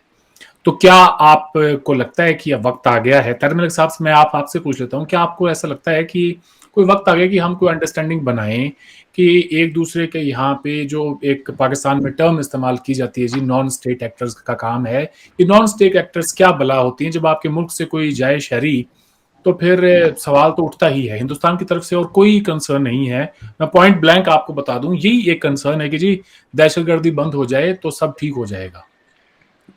है कश्मीर का डिस्प्यूट है, हम बातचीत से उस मसले को हल करेंगे, लेकिन cross border terrorism needs to stop. जी तारिक मलिक साहब आपसे सवाल। मेरा ख्याल है रिसेंटली तो पाकिस्तान की बड़ी कमिटमेंट है। Look at the FATF Pakistan पूरी, उसको मेरा ख्याल अभी मैं एग्जैक्टली तो नहीं आपको बता सकता, एक दो उसमें चीजें रह गई हैं। पाकिस्तान में सैनिटी है आई है, मैंने तो ऑनेस्टली बात कर रहा हूँ। जिस तरह करतारपुर की मैंने बात की है, पाकिस्तान ज्यादा विलिंग है कि इंडिया से क्रिकेट खेले। और पाकिस्तान को ये जो तेरी ने एक बड़ी खूबसूरत बात की कि बाज़ औक़ात चीजें सैनिटी से आर्गूमेंट से सही होती हैं, बाज़ कंडीशन बदलती हैं। पाकिस्तान में ये जो रियलाइजेशन हो रही है ना कि हमें अगर दवाइयाँ लेनी है, जो लाइफ सेविंग चीजें अगर हम स्वीडन से लेते हैं, तो वो जो मैं कह रहा हूँ कि पेट भी बड़ा एक सोर्स ऑफ नॉलेज होता है। तो पाकिस्तान में ये चीज पहले से मैंने बहुत एक अच्छी देखी है। जो 30-40 साल पहले तो होता ना कि मर जाएंगे, इंडिया को तो नाम नहीं आ सकता, इंडिया से चीज नहीं ले सकते अब। मगर एक अच्छी चेंज आ रही है कि पाकिस्तान में कि एक दो चीजें बहुत अच्छी हुई हैं पाकिस्तानी पॉइंट ऑफ व्यू से, कि पाकिस्तान में ये क्लियर हो गया कि इस मुल्क ने रहना है, ये बना है और इसने रहना है। वो इंडिया वाला जो एक प्रोपोगंडा था ना कि इंडिया में खत्म कर देगा, ये वो कर देगा, वो इंडिया को अपने बड़े स्यापे पे उन्होंने सानू लैगी करना है, तो उन्होंने जाके ही करना है। तो पॉइंट ये है, ये एक अच्छा आर्गूमेंट हो गया कि यार पाकिस्तान में भी रहना है, इंडिया में रहना है। जो पहली एक अननेसेसरी एग्जाइटी थी वो निकली है। अब सेकंड स्टेज आ गई है रियासत में भी, हुकूमत में भी और अवाम में भी। वो ये आ गई है कि यार हमसाया जो है, जो साथ है, वो उसको तो मैं अगर 15-20 किलोमीटर जाऊं तो टमाटर खरीद सकता हूँ, और दूसरा टमाटर मैंने जाकर समुद्रों से लेना है, और पेट्रोल की कीमत आपके सामने है। तो मैं समझता हूँ जो दुनिया की जो रिसेशन है, दुनिया में जो इन्फ्लेशन है और जो डॉलर का अन्नी पई हुई है, मुझे लगता है कि ये पाकिस्तान और इंडिया में भी सैनिटी लाएगी। पाकिस्तान को अब बड़ी बात ये समझ आना शुरू हो गई है कि आप वेस्ट पे डिपेंडेंट नहीं रह सकते। आपके साथ जो हमसाए हैं वहां से आपके सर्वाइवल के, इकोनॉमिक के ज्यादा फायदे हैं। मुझे ये बड़ी स्ट्रॉन्ग फीलिंग आ रही है। मुझे लगता है कि good time is coming. All दो ये बड़ा शोर है कि दोनों तरफ ये हो रहा है वो हो रहा है, मगर आई एम श्योर पेट जो है ना, पेट अकल को डोमिनेट कर जाता है। रैशनैलिटी लाएगा ये पेट, और पाकिस्तान की इकोनॉमिक कंडीशन में तो बहुत ही ज्यादा बेनिफिट है इंडिया से रिलेशनशिप में। तो फिर क्या वजह है कि प्याज टमाटर जैसी बुनियादी चीजें मंगवाने के लिए पाकिस्तान फैसला नहीं कर पाया? लोग इंडिया में ये सवाल उठा रहे हैं और नहीं, बहुत बड़े लेवल पर हर कोई ये बात कर रहा है कि भाई ट्रेड बंद भी पाकिस्तान ने की थी, और आज अगर वो शुरू भी करना चाहते हैं तो भी हमें कोई मसला नहीं है। पिछले साल भी इमरान खान ने कॉमर्स मिनिस्ट्री के हेड के तौर पे एक फैसला लिया, बाद में कैबिनेट में लेके गए तो पीछे हट गए। यही हाल अब यहाँ पर है कि पहले कहते हैं जी हमने अपनी रिकमेंडेशन भेजी है प्राइम मिनिस्टर को, आपके फाइनेंस मिनिस्टर मुफ्ता इस्माइल ने कहा, और बाद में प्राइम मिनिस्टर जो है वो कहते हैं जी नहीं जी जब तक आर्टिकल 370 नहीं हो जाता। तो ये स्टिकिंग पॉइंट्स तो हैं कहीं ना कहीं पे। आपको नहीं लगता कि इट्स अबाउट टाइम कि एक फैसला पाकिस्तान करे और उस पर फिर वो कायम रहे? नहीं, वो आप सही कह रहे हैं, मैं यही कह रहा हूँ ना। देखें, एक चीज तो मैं तो बड़ा पहले खुल के कह रहे, दोनों रियासतों में मुझे सैनिटी नजर नहीं आती। अब जो कंडीशन है पाकिस्तान को फोर्स सैनिटी आ रही है। अगर ये डिबेट तो हुई है ना पाकिस्तान में कि यार ये टमाटर अगर हम दुबई से ले रहे हैं, वाया किसी और मुल्क से ले रहे हैं या वहां से ले रहे हैं, तो इंडिया से सबसे चीपेस्ट होता है। तो ये फर्स्ट स्टेप है टूवर्ड्स इट। अब ये हुकूमत थोड़ी सी ये छोड़ा छोड़ा फील दे रही है कि यार इंडिया से ट्रेड की बात करो, तो मैं इसको पॉजिटिव समझ रहा हूँ। हाँ, दूसरी तरफ आपके पास 75 साल पीछे पड़े हैं पॉलिटिकल पार्टीज पाकिस्तान में। इंडिया में तो यार जमहूरियत रही है, आधा घंटा वहां की फौज ने पंगा नहीं किया। हमें तो 33 ईयर्स तो 4 जर्नैल ले गए हमारे यहाँ तो डेमोक्रेसी रही नहीं है। 23rd पाकिस्तानी प्राइम मिनिस्टर है, मगर इसके बावजूद पाकिस्तान में ये सैनिटी है कि इंटरनेशनल रिलेशन ठीक करो। आई एम सरप्राइज कि इंडिया इतना स्टेबल है, इतना पॉलिटिकल है, इतना डेमोक्रेटिक है। इंडिया अभी तक पाकिस्तान दुश्मनी बेच रहा है। तो पाकिस्तान को 50% अंदर से रजामंद हो गया है, और आप इस पे बिलीव कर ले कि वी आर ऑन दी वे। आगे बढ़ते हैं। मैं फिर आपकी किताब की तरफ लौट के आना चाहता हूं, और आपकी किताब के अंदर ऐसी बेशुमार स्टोरीज हैं। मैं हर एक कहानी को अब यहाँ पे बताने लगा तो फिर किताब कल को कौन पढ़ेगा। मगर एक चीज जो मेरे समझ में आई है कि हमारे दोनों तरफ की जो औरतें हैं उन्होंने इस बंटवारे की, इस खूनी बंटवारे की एक बहुत बड़ी कीमत चुकाई है। तो क्या अब ये वक्त आ गया है कि हम कम से कम एक ऐसा रवैया इख्तियार करें उन उन खवातीन के लिए, कम से कम उन औरतों के लिए कि जिनकी उम्र हो गई। अभी हमने देखा कि एक इंडियन लेडी आई जी पाकिस्तान, और बड़ा उनका इस्तकबाल हुआ, और वो बड़ा वो जो है अपने घर में गई और उसको देख के बड़ा वो रोई। तो आज कम से कम अपनी औरतों को लेके, अगर मर्दों को लेके थोड़ी सी है कि नहीं जी ये कोई स्पाई हो सकता है कुछ और, क्या हमें थोड़ी नरमी बरतने की जरूरत है? त्रिदेवेश सिंह जी, आपसे सवाल है। नहीं नहीं, बिल्कुल ठीक बात है। और इंटरेस्टिंगली मैं अगेन आपको बताना चाह रहा था कि जो एफर्ट्स हुए हैं पार्टीशन के, जैसे some of the most important works on partition, वो औरतों जैसे उर्वशी बुटालिया है एक एग्जांपल। और इन जी। इन जो ये सारे जो जो रिसर्च हुई है पार्टीशन की, इसमें जो विमेन्स इश्यूज हैं वो हाईलाइट भी हुए हैं। जेंडर इश्यूज हाईलाइट भी हुए हैं। और बिल्कुल जो हम बात कर रहे थे कैटेगरीज की, खैर हम तो बिलीव करते हैं ना कि obviously on the one hand, the president, you have to believe in equality, कोई special categories ऐसे, but definitely women can play a very important, मतलब उनका बहुत important role है अगर दोनों मुल्कों के बीच अच्छे ताल्लुकात करने हैं। और आपने बिल्कुल ठीक बात पॉइंट आउट की, जो पार्टीशन की भी जो पेनफुल हिस्ट्री है उसको हम मतलब ओवरलुक नहीं कर सकते, और वो रिकॉर्ड भी हुई है। और जैसे मैं आपको कह रहा था कि जो कई फ्रंटलाइन एफर्ट्स हैं, इसके बाद इवन जो ओरल हिस्ट्री के आर्काइव्स वगैरह हुए हैं उनमें मतलब women have taken the front line, so women have played a very important role in recording the histories, in bringing to the fore some of the very important aspects. There is absolutely no doubt. एक point मैं add करना चाह रहा था, वो पहले सारी देखिए बात पता है क्या है, ये जो हम बात अगेन जो मैं कर रहा था पहले इशारा कर रहा था कि जो पीस है ना, ये जो पीस है, गुडनेस है, मोरालिटी है, ये सारा कुछ। सो अगर हम बात करते हैं ना इकोनॉमिक इंटरेस्ट की, तो इकोनॉमिक इंटरेस्ट तब है जब what you have to offer on the table. अब जब हम बात करते हैं इंडिया और पाकिस्तान की दोनों पंजाब के कॉन्टेक्स्ट में, ठीक है, उसमें डेफिनेटली सिनर्जीज हैं। तभी पंजाब, इंडियन पंजाब जो हर बार चाहता है कि ट्रेड खुले, उसके टच बॉर्डर डिस्ट्रिक्ट को, टर्शरी सेक्टर को बेनिफिट होता है। बट जब हम नेशनल बात करते हैं तो ये नहीं है कि सारे स्टेट्स में पॉलिटिकल एजेंडा करके है, पर साउथ इंडिया फॉर इंस्टेंस, जिसमें जहां पर कोई बायसेस नहीं है, वो ये देखेगा यार हमने पाकिस्तान से अगर ट्रेड करना है, what does it have to offer to us, ठीक है। और अनदर थिंग हम बात करते हैं, ये मलिक साहब ने बड़ा ठीक मतलब एक मॉडल दिया था पाकिस्तान और इंडिया और चाइना का versus India Pakistan. But what about अगर आप ये देखें कि इंडिया और बांग्लादेश की रिलेशनशिप, आज क्यों ट्रेड बढ़ा हुआ है, उधर भी डिफरेंसेस हैं, थोड़ा ट्रैजेक्टरी अलग है बट कई डिफरेंसेस रहे हैं, बट वो रिलेशनशिप क्यों इंप्रूव हुई है, क्योंकि अगली कंट्री को मैं I can not comment that's मतलब बट ये डिपेंड करता है कि जो दूसरी country what does it have जब to offer on the table. So जब इंडिया में अब फॉर इंस्टेंस जब लुक ईस्ट पॉलिसी जब स्टार्ट हुई थी 1990s में, वो इस करके नहीं स्टार्ट हुई थी कि पाकिस्तान, वो सिर्फ इस करके नहीं हुई थी कि पाकिस्तान से प्रॉब्लम है, वो इस करके थी कि इंडिया को साउथ एशिया से बाहर निकल के साउथ ईस्ट एशिया से अच्छे ताल्लुकात करने चाहिए, साउथ ईस्ट एशियन कंट्रीज से। सिमिलरली खित्ते में अब जब बांग्लादेश ने तरक्की की है, सो बांग्लादेश ऑटोमेटिकली, अब देखिए ना, लोग कह रहे हैं बांग्लादेश इंडिया से मतलब कई लोग तो कह रहे हैं कुछ सालों में बांग्लादेश आगे निकल जाएगा। सो ये बातें सिर्फ मोरालिटी, आइडियलिज्म या पॉलिटिकल क्लास पे नहीं है, ये और भी, जैसे मैंने पहले जियोपॉलिटिकल फैक्टर्स कहा था, फिर इकोनॉमिक फैक्टर्स कहा था, और जो इंट्रोस्पेक्शन है, हर तरफ ऑनेस्ट होनी चाहिए, हमारे तरफ भी ऑनेस्ट इंट्रोस्पेक्शन होनी चाहिए, हर बात को नहीं थोप देना चाहिए, एक बात कुछ भी हो यहाँ पे पाकिस्तान वो गलत है, उस तरफ भी जो इंटरनल इश्यूज हैं वो इधर थोप देने के, मान लो अगर गवर्नेंस पे फेलियर्स हुए हैं या इकोनॉमी में फेलियर्स हुए हैं, वो थोप देने। One of the important hallmarks of countries जो तरक्की करते हैं वो ये है कि जो कोई भी जो है उसको विक्टिमहुड से बाहर निकलने की जरूरत है। ये साउथ एशिया में सिर्फ मतलब किसी मुल्क की नहीं बात कर रहा, कम्युनिटीज में भी प्रॉब्लम होती है, आगे नहीं बढ़ते वो, और इंट्रोस्पेक्शन भी फिर ऑनेस्ट नहीं होती। सही। इसमें मेरा अपना थोड़ा सा टेक ये है कि हिंदुस्तान और चीन के दरमियान भी बॉर्डर इश्यूज हैं। हमारा भी अक्साई चीन का एक बहुत बड़ा हिस्सा जो है वो 1962 के वॉर में हमने खोया है। बावजूद इसके हिंदुस्तान और चीन की जो ट्रेड है वो तकरीबन 125-130 बिलियन डॉलर को टच कर रही है। तो ये हमें नहीं भूलना चाहिए कि एक बहुत बड़ी एक कहें कि आज ज़रूरत है कि हम ये देखें कि जी इस मुल्क में जो आबादी बस्ती है, तकरीबन जो 130-40 करोड़ लोग हैं, उनकी भी तो हमने ज़रूरतें पूरी करनी है। और चाइना एक मैन्युफैक्चरिंग हब है, ना सिर्फ हमारे रीजन का बल्कि पूरी दुनिया का।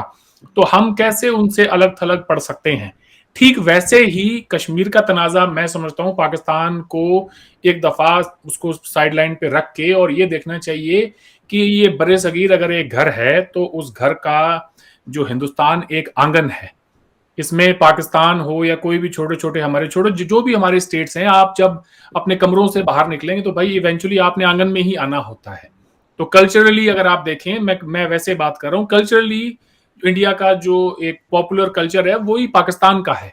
तो अगर उसको आंगन भी कहें तो उसमें कोई बुरी बात नहीं है। तो ट्रेड के हवाले से पाकिस्तान को बहुत बड़े फैसले करने होंगे। ये इतनी सी मेरी एक आप ये समझ लें दरखास्त है।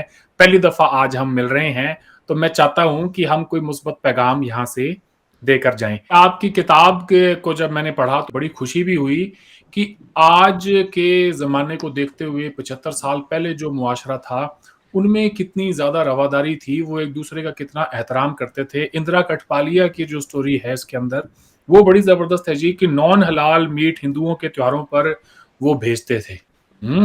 ये बहुत ही बड़ी, आज किसी को बताओ जाके तो लोग शायद यकीन ना करें।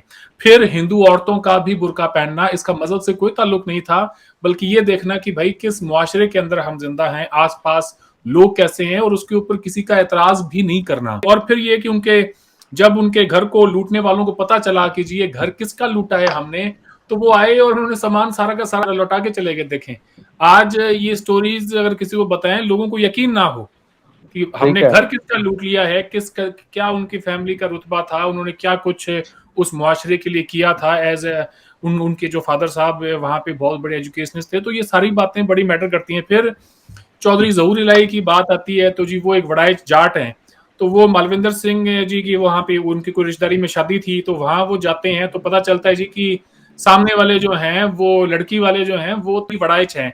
तो उन्होंने कहा भाई मैं तो लड़की वालों की तरफ से हूँ, मैं कैसे हो सकता हूँ लड़के वालों की तरफ से, मेरी तो ये बेटी लगती है, मेरी तो बहन है।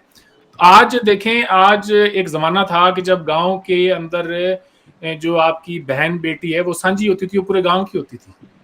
शादी बिल्कुल किसी के सही। भी हो, सारे इस गांव को ऐसा लगता था कि हमारी हमारी बेटी की, हमारी बहन की शादी है। तो ये वो तमाम चीजें हैं जिनको शायद हमें जो है रिवाइव करने की जरूरत है।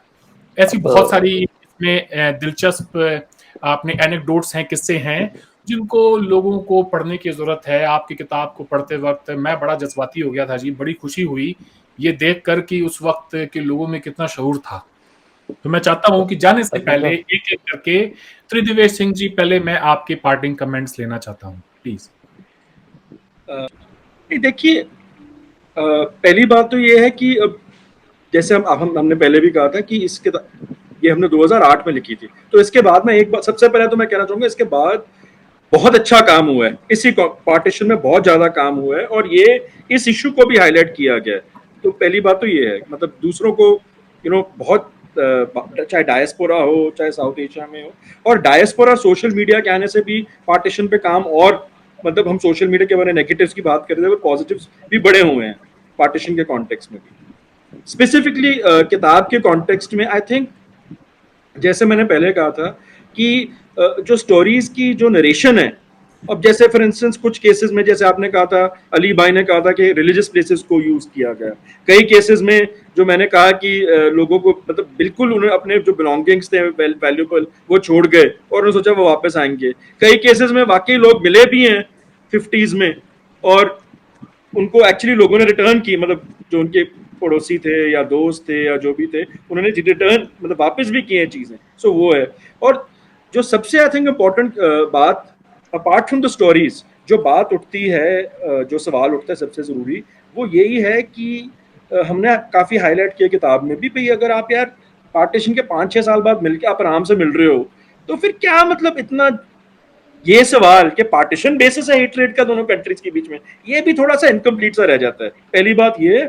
और दूसरी बात मैं कहना चाहूंगा कि अगर या 50s और 60s में ऐसा मिल सकते थे, हम इतनी देर से हम बात करी जा रहे हैं जी ईयू का मॉडल है, जी आसियान का मॉडल है, बॉर्डर्स ऐसे करेंगे, हमारे पास तो अपना मॉडल है। अगर हम 1952-53 से लेकर 1960 तक का मॉडल रख लें तो वही बहुत है। उस मॉडल में इतने पार्टीशन के सर्वाइवर्स मिले हैं, वो बड़ी अच्छी तरह मिले हैं, ऐसी कोई प्रॉब्लम नहीं है। और फाइनल जो मैं बात मतलब कहना चाहूंगा कि जो आइडेंटिटीज होती है ना, उसके बियॉन्ड कुछ और बात, जैसे देखिए हम हर ह्यूमन बीइंग को हम ट्रैप कर देते हैं कि या तो नेशन स्टेट की आइडेंटिटी में होगा या वो रिलीजन की आइडेंटिटी में होगा। कुछ आइडेंटिटीज अलग होती है, जैसे हमने हाईलाइट किया वतन की जो आइडेंटिटी है। अब जो लोग वापस जाना चाहते हैं कहीं, उनके लिए going back to their old house is like a pilgrimage. In fact Khushwant Singh ji ने भी एक बार एक आर्टिकल में यही बात लिखी थी कि मेरे से पाकिस्तान जाना पिलग्रिमेज। सो वतन की जो बॉन्डिंग है, जो पैदाइशी अपनी जगह है, वो बहुत जरूरी है। और हम एक और भी बात है, जब हम बात ये इंटरव्यूज वगैरह की, इसमें पोस्ट मेमोरी भी बहुत इंपॉर्टेंट है। एक तो सर्वाइवर से आप डायरेक्ट बात करें, जो सर्वाइवर के रिलेटिव्स हैं कई केसेस में वो बहुत यूजफुल रहे, क्योंकि survivor may not be in a position to narrate certain instances, but he has, उनके जो रिलेटिव्स हैं, उनके बच्चे हैं, जो भी, उन्होंने इतना उनको मतलब वो कहानियां शेयर की हैं कि उन्होंने हमारे को बताया। सो उसको पोस्ट मेमोरी कहा जाता है। सो वो बहुत मतलब इंपॉर्टेंट है। और हम पर्सनली मतलब जो मेरा most important inspiration for getting into this India Pakistan to Punjab, इसमें जो इंटरेस्ट है वो पर्सनल तौर पे मैं बता सकता हूँ कि मेरी अपनी जो मतलब लाइफ, मैं जब से शुरू से दोनों तरफ अपने ग्रैंड पेरेंट्स से मैंने गुजरांवाला, कहूटा, कभी लाहौर, कभी इतने इन शहरों के बारे इतना सुना है, शायद कोई और शहर के बारे इतना सुना नहीं है। मतलब I have grown up hearing those words and जाने से पहले, पाकिस्तान पहले जाने से पहले भी थोड़ी मेरे को इस करके फेमिलियरिटी थी, कई लोगों को नहीं है।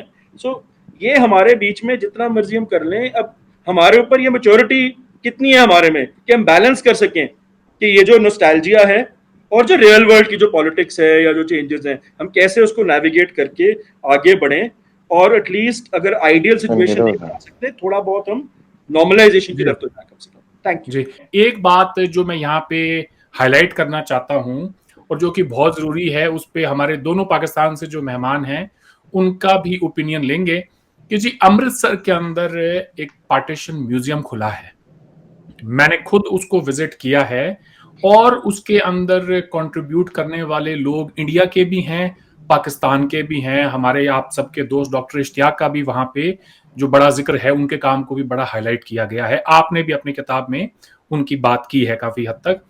तो पाकिस्तान के अंदर एक पार्टीशन म्यूजियम लाहौर के अंदर, एक अमृतसर में हो, एक लाहौर में भी हो, इस खित्ते का सबसे बड़ा हॉलोकॉस्ट अगर कोई ये कहें तो ये पार्टीशन ही है। तो अगर पूरी दुनिया के अंदर हॉलोकॉस्ट म्यूजियम को लेके लोग वहां जाते हैं, लाखों की तादाद में देखते हैं और कहीं ना कहीं एक सबक लेते हैं, अपनी आने वाली पीढ़ियों को भी एक सबक देते हैं कि जी ये हमने दोबारा कभी नहीं करना। तो हमारे लोगों के लिए भी ये बहुत जरूरी है कि एक पार्टीशन म्यूजियम हो। सवाल जब मैंने पाकिस्तान में लोगों से पूछा तो उन्होंने कहा कि यार इसमें एक मसला है, तो मैं चाहता हूं उसके ऊपर आप बात भी करें। वो ये कहते हैं कि जी पार्टीशन हुई तो पाकिस्तान वजूद में आया, अगर हम आज पार्टीशन का म्यूजियम बनाएंगे तो हमें वो तमाम जो उस वक्त एट्रोसिटीज हुई हैं दोनों तरफ से वो भी दिखानी पड़ेगी। वो जब दिखाएंगे तो कहीं ना कहीं पे हम फिर ये मैसेज देने की बात हो रही है कि ये पार्टीशन गलत हुई। मेरे ख्याल से आज इस चीज के अंदर ना पड़ते हुए leave that thing in the past, उसको हिस्ट्री में छोड़ें। पाकिस्तान एक रियलिटी है, 75 साल से पाकिस्तान चला आ रहा है and it is here to stay, और किसी को भी पाकिस्तान को मैली आंख से नहीं देखना चाहिए।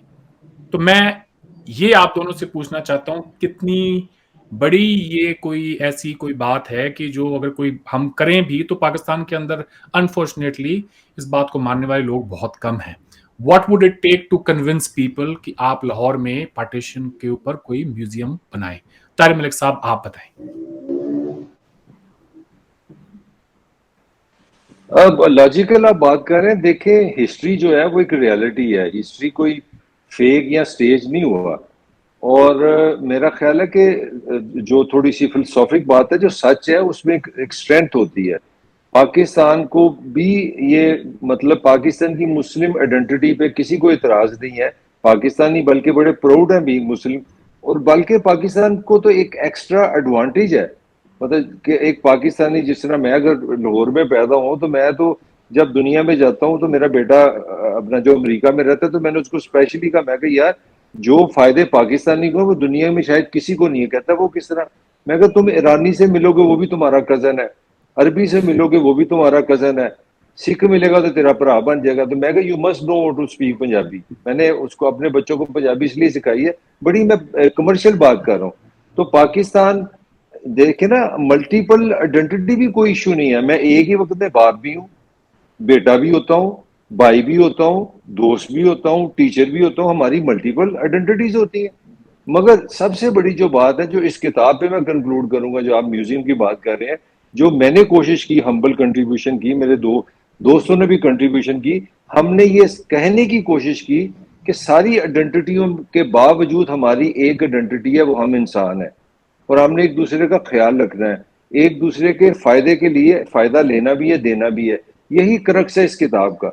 और मैं जितने भी लोग सुन रहे हैं उनसे यही रिक्वेस्ट करूंगा कि वो ये किताब पढ़ें और वो इसको ऑनेस्टली देखें कि क्या हम कामयाब रहे, क्या हम ये बताने में कामयाब रहे कि एक तकलीफ दे रियलिटी है, पेनफुल पास्ट है, but it does not mean कि हिस्ट्री खड़ी होगी। नथिंग स्टेज सेम, चीजें बदलती रहती हैं।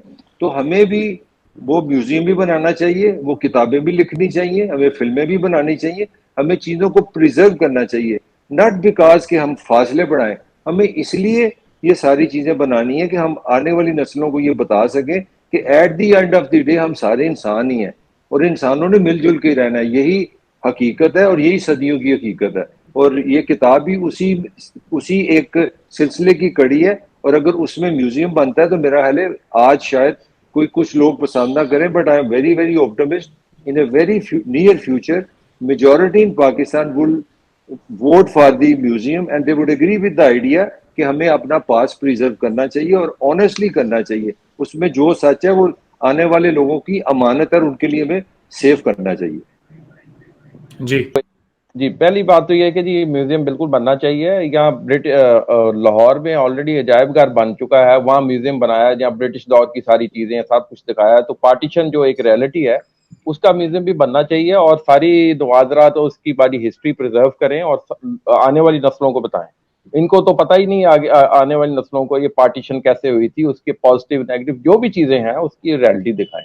दूसरी बात ये कि जो बुक हमने लिखी है, बुक में हमने लिखा है इंसानियत जिंदा है दोनों सारी कम्युनिटीज में। उसकी मिसाल ये है, आप खुद न्यूजीलैंड में रहते हैं, आप यहाँ देखें कि पाकिस्तानी और इंडियन कम्युनिटी कैसे प्यार से मोहब्बत से रहती है, इधर कितनी इंसानियत है, एक दूसरे के दुख दर्द में हिस्सा लेते हैं। कम से कम जो पाकिस्तान और इंडिया में लोग रहते हैं वो आप जैसे लोगों से ही सबक सीखें। दोनों कम्युनिटीज जो रहती हैं, जो यूरोप में, कनाडा में और मुस्लिम ममालिक में रह रहे हैं, मिल के रह रहे हैं, अच्छे हमसायों की तरह रह रहे हैं। हमें तो कभी कोई वाकया नहीं नजर आया कि जी आपस में वो लड़ पड़े हैं, फलां हो गया, ये हो गया। तो इसका मतलब ये है कि दोनों कम्युनिटीज में इंसानियत भी है और अखलाक भी है और इस चीज को हमें रोल मॉडल बनाना चाहिए। और तीसरा ये कि हमें ये बुक के जो एपिसोड्स हैं ऐसी ही इन पर भी फिल्म्स बननी चाहिए, इन पे मूवीज, इनमें ड्रामे बनने चाहिए ताकि लोगों को ये चीज दिखाएं कि कैसे एक दूसरे की जानें इन्होंने बचाई हैं, ताकि पता लगे, पिक्चर का दूसरा रुख भी पता है।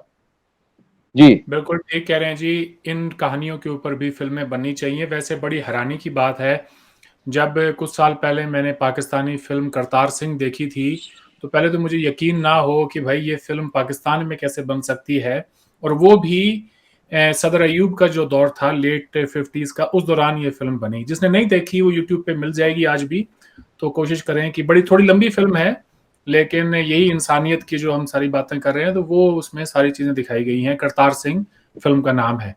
शुरू में जो आप बात कर रहे थे ताहिर मलिक साहब कि भूख जो है वो इंसान को खा जाती है और वो दिन दूर नहीं कि हमारे हालात जो हैं वो हमें आपस में जो है मिला देंगे। तो इसी के ऊपर मेरे जहन में एक नज़म आई निदा फाजली की, जो मैं आप सबके सामने पढ़ना चाहता हूँ यहाँ पे। तो गौर फरमाइए साहब।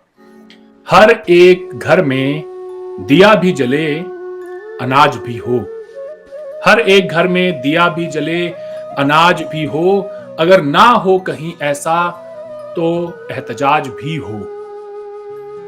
रहेगी वादों में कब तक आखिर खुशहाली, रहेगी वादों में कब तक आखिर खुशहाली, हर एक बार कल ही क्यों कभी तो आज भी हो। ना करते शोर शराबा, ना करते शोर शराबा तो और क्या करते, तुम्हारे शहर में कुछ और काम काज भी हो। बदल रहे हैं कई आदमी दरिंदों में, बदल रहे हैं कई आदमी दरिंदों में, मर्ज पुराना है इसका नया इलाज भी हो। तो इसी के साथ आप तीनों का मैं शुक्रिया अदा करना चाहता हूं। ताहिर मलिक साहब, अली फारूक साहब और त्रिदेवेश सिंह जी, आप तीनों ने वक्त निकाला और अपनी किताब के हवाले से हमसे बात की। आपसे आगे भी गुफ्तगू का ये सिलसिला जारी रहेगा। बहुत बहुत शुक्रिया, बड़ी मेहरबानी। थैंक यू जी, थैंक यू जी, थैंक यू वेरी मच, बहुत शुक्रिया जी, थैंक यू सो मच।